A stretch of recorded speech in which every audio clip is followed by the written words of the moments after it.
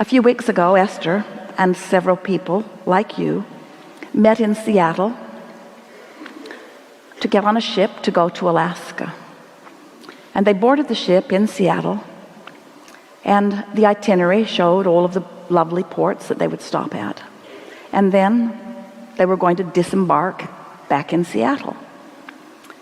And so they all got on board. So fun to put their things into their cabins. And wouldn't it have been interesting if the captain had said, "Welcome on board. We're glad you're here. If you will look at your itinerary, you will see that Seattle is where you get on, and it's also where you get off. So get off."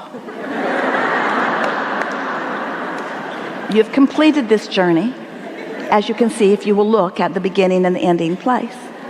And of course, there would be a mutiny on the ship, wouldn't there? Because no one got on the ship just to get off of it. You get on for the experience along the way. And we want you to think of that sweet zone between your having launched a desire and where you are to be that journey. It's that journey, and it is as sweet as a cruise on a beautiful vessel in beautiful waters. In other words, that's the way it is supposed to feel to you.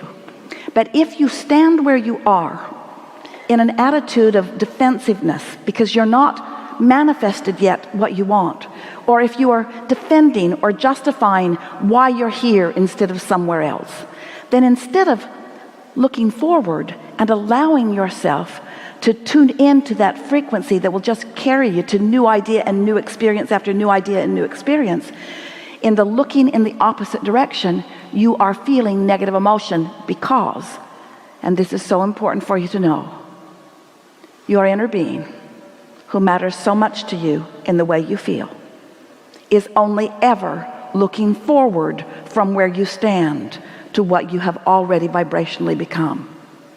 Did you hear it? We don't think you heard it. We don't think you heard it the way we want you to hear it. Your inner being is never standing in your now and looking back. Never. Never defending why you're not yet where you want to be. Never justifying why something hasn't happened the way you want it to. Never looking back. That's why every time you're in that defensive or justifying or rationalizing mode, you feel uncomfortable. Sometimes really uncomfortable. And the reason is because in that moment, on that subject, you've parted ways from your power, from your clarity, from your wholeness, from your allness, from your worthiness, from your path, from your unfolding, from your becoming, from the eternal nature of who you are. We are eager to talk with you about anything that matters to you. Nothing is off limit. It is our desire to awaken within you an understanding of how important you are to the bigger equation and how perfect and right it is that you feel good every step of the way.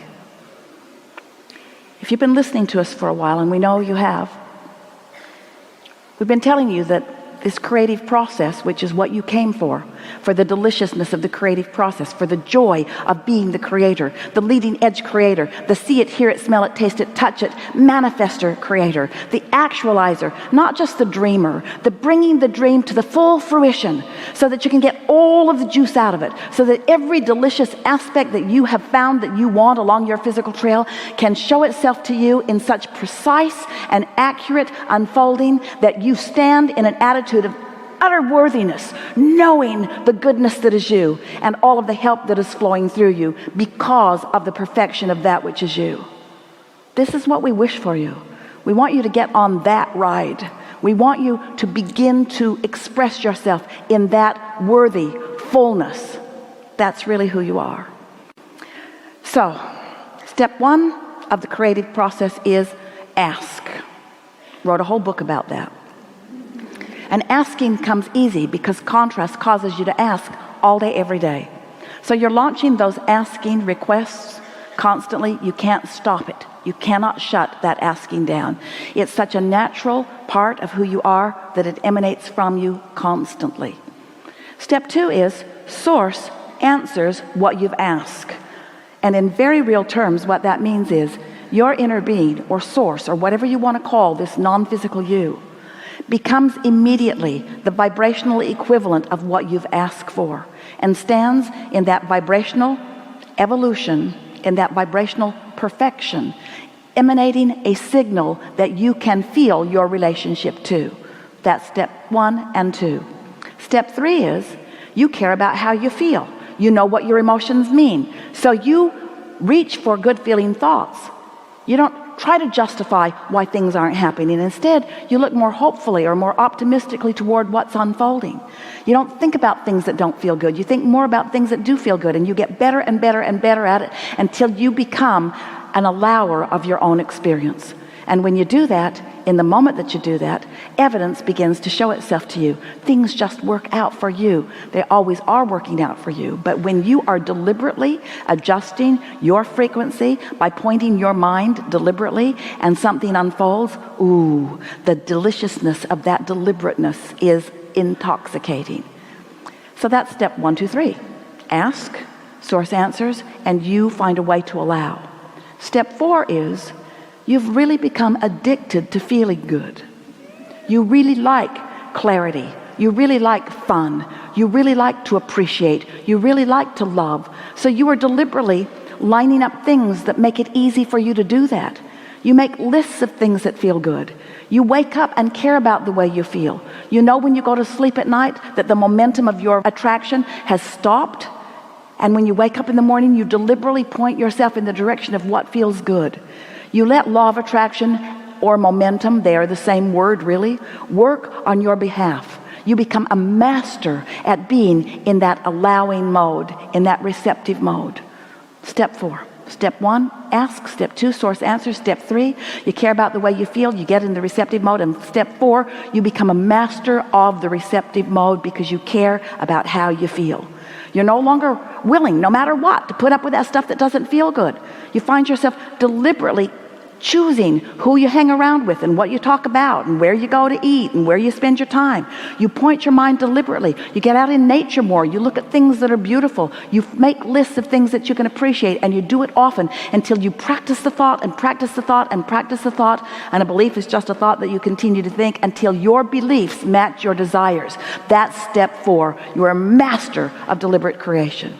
And step 5, new step we're just talking about for about a week. Step 5 is you're no longer mad at yourself when you're back in step 1.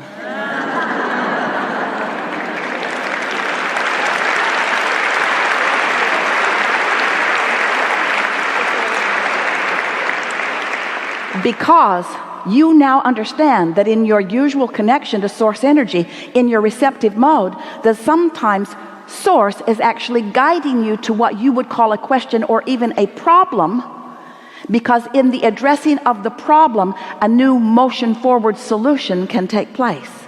In other words, that's where you embrace the perfection of the variety, of the contrast. It's where you let yourself off the hook and you no longer stand trying to get other people to approve of you. Instead, you care about how you feel, because how you feel is your indication of how much of who you are allowing right here in this moment. You stop looking for validation from others who sometimes can give it to you if they're all tuned in, but often can't because they're not. You stop looking for your validation to come to you through the eyes of others, and instead you just look for your harmony, you look for your alignment, you look for the receptive mode, and you spend your focus to flow forward for the benefit of others, the appreciation that you and your inner being always feel every time, no exception, no matter who or what you are looking at. It's a sweet way to live.